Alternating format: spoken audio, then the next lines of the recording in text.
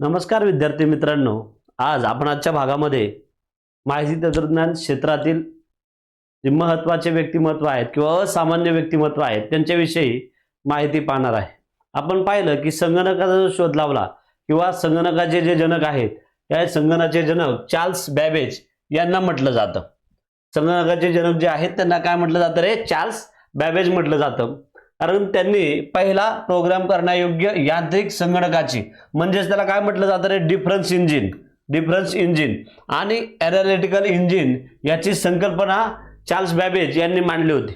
बघा या प्रकारचं ते मशीन होतं. इथं आपल्याला जी आकृती दिसते या प्रकारचं ते मशीन होतं आणि या डिफरन्स इंजिन आणि एनालिटिकल इंजिन याची त्यांनी रचना केली होती आणि त्यामुळं त्यांना आधुनिक संगणकाच्या विकासाचा पाया रचणारे असं म्हटलं जातं. मग पुढे 19व्या शतकातच संगणकीय प्रणालीची मूलभूत तत्वे आणि रचना त्यांनी तयार केली आणि म्हणून त्यांना संगणकाचं काय म्हटलं जातं रे?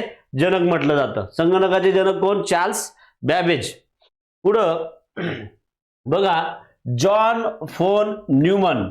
आता जॉन फोन न्यूमन जे आहेत महत्वाचं, त्यांनी जगातील पहिला प्रोग्रामिंग संगणक काय केला होता रे? तयार केला होता. 28 डिसेंबर 1903 मध्ये त्यांचा जन्म आहे. निधन 8 फेब्रुवारी 1957 ला झालेला आहे. हंगेरी अमेरिकन गणित तज्ञ, भौतिकशास्त्र, संगणक शास्त्रज्ञ, अभियंता होते. फोन न्यूमन यांना सामान्यतः त्यांच्या काळातील सर्वात पहिले गणिततज्ञ मानले जात असे आणि त्यांनाच महान गणित तज्ञांचे शेवटचे प्रतिनिधी असं म्हणतात. महत्वाचं आपण पाहिलं की जगातील पहिला प्रोग्रामिंग संगणक कोणी तयार केला होता? जॉन फोन न्यूमन यांनी केला होता. पुढे बघा जॉन डब्ल्यू मौसली आणि जे प्रेस्पर एकर्ट. आता याच्यामध्ये बघा त्यांनी ENIAC म्हणजेच काय रे? Electronic numerical integrator and computer या जगातील पहिल्या सामान्य उद्देशीय इलेक्ट्रॉनिक डिजिटल संगणकाची रचना आणि निर्मिती केली होती. कोणता संगणक? ENIAC याचा लॉंग फॉर्म आपण पाहिला. इलेक्ट्रॉनिक डिजिटल संगणकाची त्यांनी काय केली होती? रचना केली होती. मग याच्यामध्ये महत्वाचं काय आहे की ज्याच्यावर प्रश्न सुद्धा विचारण्यात आलेला आहे. इलेक्ट्रॉनिक कंट्रोलर्स असलेला पहिला त्यांनी बघा UNIPAC-1 जो व्यावसायिकरित्या उपलब्ध झालेला पहिला संगणकांपैकी एक होता.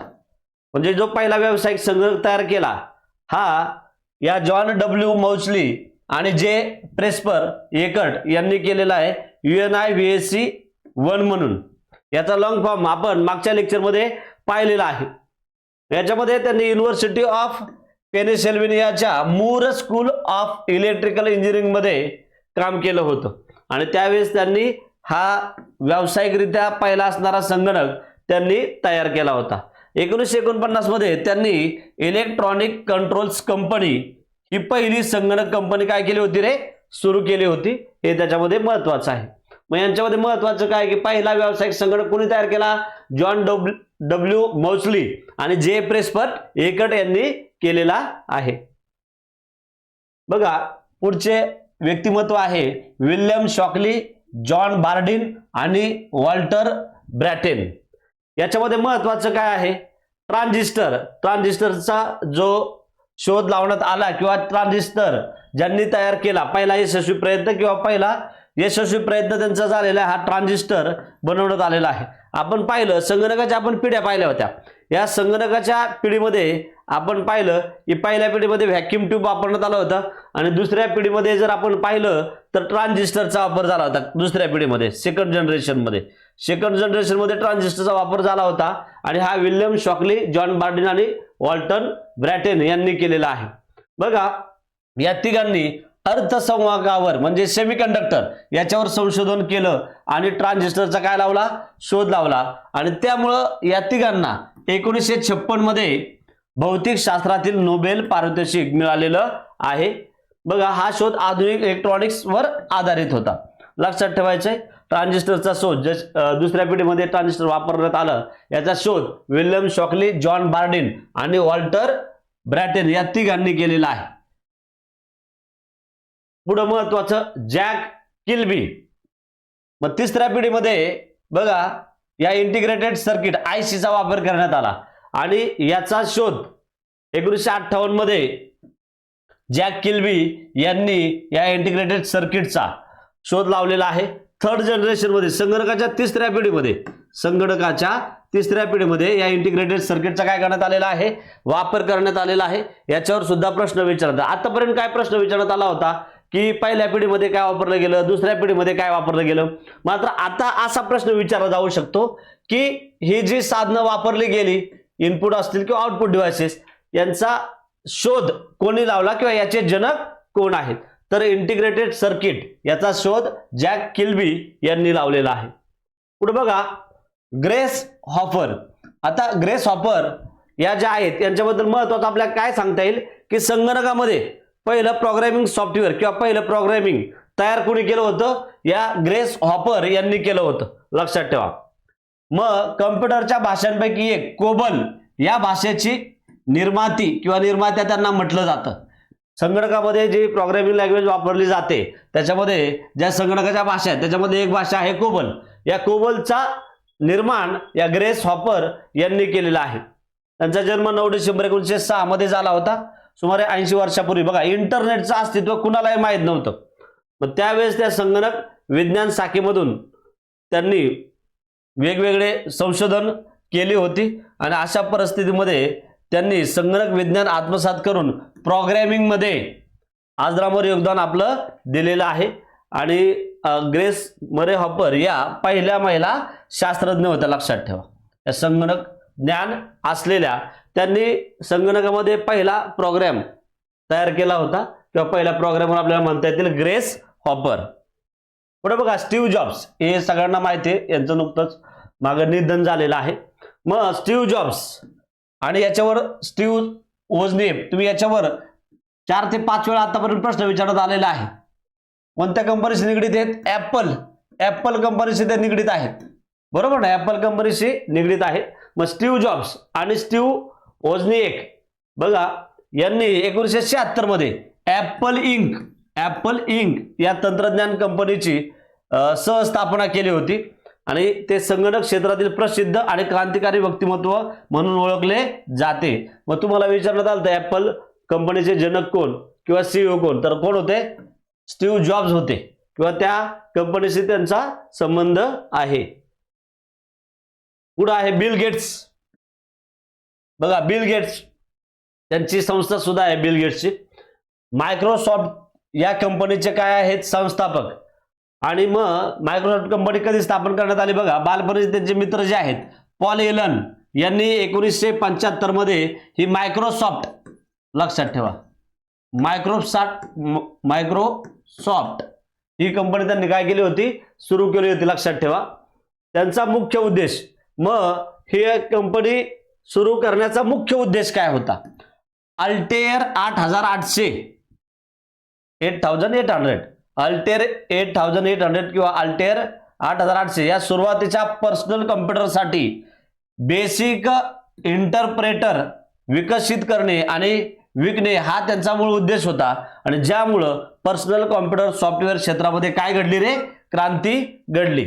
इथे लक्षामध्ये बिल गेट्स यांची मायक्रोसॉफ्ट कंपनी आहे. पुढं सगळ्यात महत्वाचं ज्यांच्यामुळं आपण सुपर कम्प्युटर निर्माण करू शकलो असे डॉक्टर विजय भटकर. बघा डॉक्टर विजय पांडुरंग भटकर हे एक प्रसिद्ध भारतीय संगणक शास्त्रज्ञ आणि शिक्षण तज्ञ आहेत, ज्यांनी सिडॅकची स्थापना पुण्यामध्ये झाल्यानंतर जो भारताचा सुपर कम्प्युटर जो बनवण्यात आला तो यांनी बनवलेला आहे. आणि मग अमेरिकेने सुपर कम्प्युटर देण्यास नकार दिल्यानंतर भारताने 1985 नंतर परम ही संगणकाची सुपर कम्प्युटरची सिरीज आली होती, जी सिडॅक या कंपनीने पुण्यात या ठिकाणी मुख्यालय आहे या ठिकाणी बनवण्यात आली. भारताचा पहिला सुपर कम्प्युटर होता परम 8000. त्यानंतर परम दशशस्त्र सुद्धा बनवण्यात आला. आणि सध्या जर आपण पाहिलं तर आता सुपर कम्प्युटर कोणता आहे रे? ऐरावत. भारताचा कोणता आहे सध्या सुपर कम्प्युटर? ऐरावत आहे. मग बघा सुपर कम्प्युटरच्या विकासाचे नेतृत्व करून भारताला सुपर कम्प्युटिंग मध्ये आत्मनिर्भर आत्मनिर्भर बनवण्याचं श्रेय जे आहे हे श्रेय डॉक्टर विजय पांडुरंग भटकर यांना जातं. त्यांना भारताचे महासंगणकाचे जनक असं म्हटलं जातं किंवा भारताचे महासंगणक जनक म्हणून त्यांना ओळखलं जातं. भारत सरकारचे जे पुरस्कार आहेत याच्यामधला त्यांना पद्मश्री आणि पद्मभूषण या पुरस्काराने सन्मानित करण्यात आलेला आहे. तसंच महाराष्ट्राचा सर्वोच्च पुरस्कार महाराष्ट्र भूषण हा सुद्धा पुरस्कार त्यांना देण्यात आलेला आहे. पुढे बघा, नागवरा रामराव नारायण मूर्ती. आता हे ज्यावेळेस बघा IT तंत्रज्ञान भारतामध्ये आलं होतं, म्हणजे 2000 नंतर भारतामध्ये हे IT तंत्रज्ञान आलं आणि त्यावेळेस या NR नारायण मूर्ती यांनी इन्फोसिस ही प्रसिद्ध सॉफ्टवेअर कंपनीची काय केली, स्थापना केली किंवा सहसंस्थापक आहेत ते. त्यांच्या कठोर परिश्रम, जिद्द आणि दूरदृष्टीमुळे भारतीय IT उद्योगाचे एक मोठे नाव बनलेलं आहे.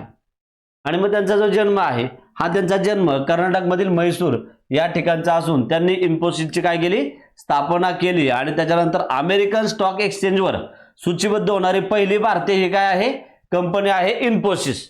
इन्फोसिसचे ते काय आहेत, संस्थापक आहेत. लक्षात ठेवायचे नारायण मूर्ती. नारायण मूर्ती हे संस्थापक आहेत. बघा, लॅरी पेज आणि सर्जी ब्रिन. लॅरी पेज आणि सर्जी ब्रिन हे गुगलचे काय आहेत रे, सहसंस्थापक आहेत. कोणतीही माहिती आपल्याला पाहिजे असेल तर आपण कुठे जातो रे, गुगलवर जातो.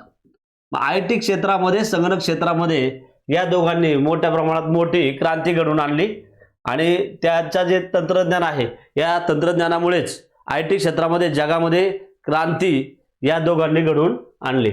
लॅरी पेज आणि सर्जी ब्रिन, बरोबर, लॅरी पेज आणि सर्जी ब्रिन हे गुगलचे सहसंस्थापक आहेत, ज्यांनी स्टॅनफोर्ड विद्यापीठात भेटल्यानंतर वेब शोध इंजिन विकसित केले. आणि लक्षात ठेवा, हे साल विचार जाऊ शकतं. गुगलची स्थापना 1998 मध्ये गुगलची काय केली, स्थापना केली आणि ज्यामुळं त्यांना जागतिक स्तरावर ओळख मिळाली आणि तंत्रज्ञानाच्या जगात क्रांती घडवून आणली. पुढे बघा, विंड सर्फ आणि रॉबर्ट कान. आता याच्यात महत्वाचं की संगणकामध्ये जे इंटरनेट आहे या प्रत्येक ठिकाणी प्रोटोकॉलचा वापर केला जातो. प्रोटोकॉल म्हणजे एक नियम आणि मग महत्वाची प्रोटोकॉलची रचना या विंड सर्फ आणि रॉबर्ट कान यांनी केली होती. म्हणून मग त्यांना विंड सर्फ आणि रॉबर्ट कान यांना इंटरनेटचे जनक म्हणून ओळखले जातात. कारण त्यांनी TCP/IP ट्रान्समिशन कंट्रोल प्रोटोकॉल आणि IP म्हणजे इंटरनेट प्रोटोकॉल याची रचना या दोघांनी केली होती आणि ज्यामुळं विविध नेटवर्क एकमेकांशी संवाद साधू शकले आणि आजच्या इंटरनेटचा जो पाया आहे हा पाया रचला गेला. त्यामुळे या दोघांना इंटरनेटचे काय म्हटलं जातं रे, जनक म्हणून ओळखलं जातं किंवा ते प्रसिद्ध आहे. आता सगळ्यांनाच माहिती आहे ना, मार्क झुकरबर्ग याच्यावर सुद्धा प्रश्न विचारण्यात आलेले आहेत. आपण पाहिलं, सोशल मीडिया क्रांतीचे प्रणेते त्यांना मानलं जातं. कारण का, त्यांनी सोशल मीडिया जी साईट आहे फेसबुक, या फेसबुकच्या माध्यमातून जगभरातील लोकांना काय केलं, जोडलं. मग त्यामुळं मार्क झुकरबर्ग यांना सोशल मीडिया क्रांतीचे प्रणेते असं मानलं जातं. आता फेसबुक आणि मेटा प्लॅटफॉर्मचे ते काय आहेत, सहसंस्थापक आहेत. फेसबुकला दुसरं नाव काय देण्यात आलेलं आहे, मेटा. मेटाच्या अंडर आता हे फेसबुक काम करत असताना याच्यावर 2-3 वेळा मागच्या एक्झाममध्ये आपण क्वेश्चन सुद्धा पाहिलेले आहेत. क्वेश्चन आन्सर आणि स्पष्टीकरण पाहिलं. याच्यामध्ये तुम्ही पाहिलं की वेगवेगळ्या साईट आहेत, ते मेटानेच त्याची काय केलेली आहे, सुरुवात केलेली आहे किंवा स्थापना केलेली आहे. मग मार्क झुकरबर्ग हे फेसबुक किंवा मेटा या कंपनीचे काय आहेत, सहसंस्थापक आहेत. लक्षात ठेवा. पुढे बघा, जॉन कौम आणि ब्रायन एक्टन. आपण सर्वजण जे व्हॉट्सअप वापरतो या व्हॉट्सअपचे जनक जॉन कौम आणि ब्रायन एक्टन हे आहेत, ज्यांनी 2009 मध्ये हे मेसेजिंग जे ॲप आहे हे लक्षात ठेवा 2009 मध्ये या मेसेजिंग ॲपची स्थापना केली आणि मग नंतर 2014 मध्ये फेसबुकने हे व्हॉट्सअप काय घेतलं, विकत घेतलेलं आहे. मग या व्हॉट्सअपचे जनक कोण आहेत, जॉन कौम आणि ब्रायन एक्टन हे आहेत. मग हे महत्वाचे जे संगणकीय क्षेत्रामध्ये महत्त्वाचे व्यक्तिमत्व होते यांच्याविषयी आपण काय पाहिलेली आहे, माहिती पाहिलेली आहे. आणि मग याच्यावर प्रश्न विचारले जाऊ शकतात. थँक्यू.